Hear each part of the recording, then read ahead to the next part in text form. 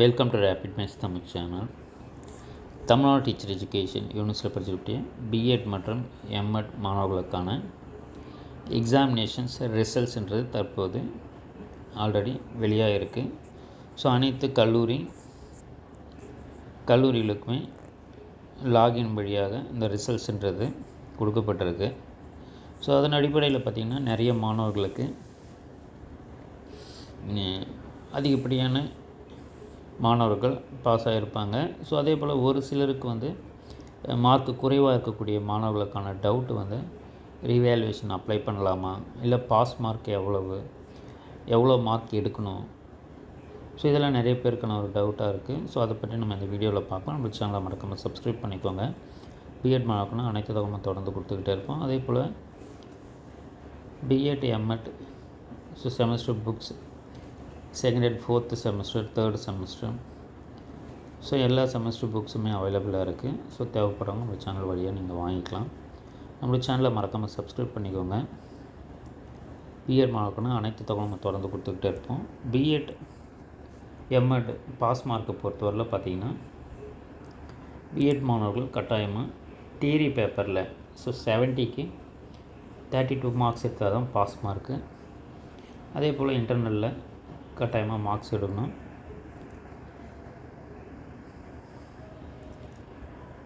So அதே போல் எம்எட்டுக்குமே பார்த்திங்கன்னா 50% of மார்க்ஸ்ன்றது வரணும். Internal plus external theory examinations.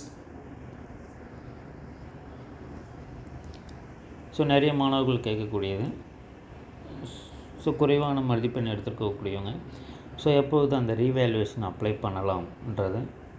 ரீவேல்யூவேஷனை பொறுத்தவரையில் பார்த்திங்கன்னா ரிசல்ட்ஸ் வந்த பிறகு 10 to 20 டேஸ்க்குள்ளே நம்மளுக்கு அதற்கான நோட்டிஃபிகேஷனை யூனிவர்சிட்டி வெளியிடுவாங்க.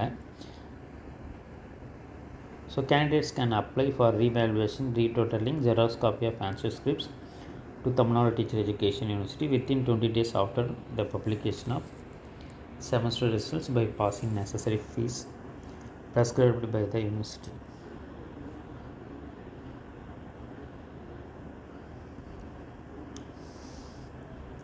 ஸோ அதில் மார்க் நீங்கள் குறைவாக எடுத்திருக்கீங்க, நீங்கள் குறைவாக எடுத்துருக்கோங்க. ஸோ உங்களுடைய கல்லூரிகளில் ரீவேல்யூவேஷன் டேட்ஸ் வரும்போது அது கட்டாயமாக சொல்லுவாங்க. ஸோ அந்த டேட்ஸை வச்சு நீங்கள் ஃபாலோ பண்ணி ரீவேல்யூவேஷன் அப்ளை பண்ணுங்கள். கட்டாயமாக உங்களுக்கான மார்க்ஸ்ன்றது கிடைக்கும்.